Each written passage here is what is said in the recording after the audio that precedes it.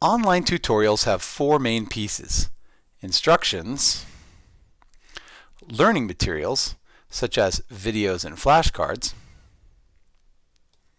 questions, and a finish button.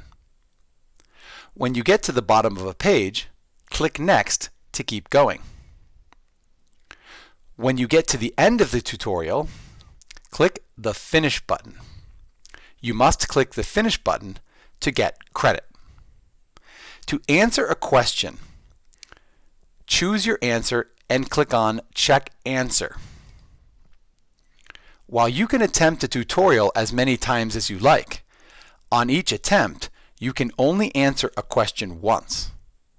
To initiate a new attempt, click on the Finish button and start the tutorial again. Each time you initiate a new attempt, you will be starting over. Only your best attempt will count.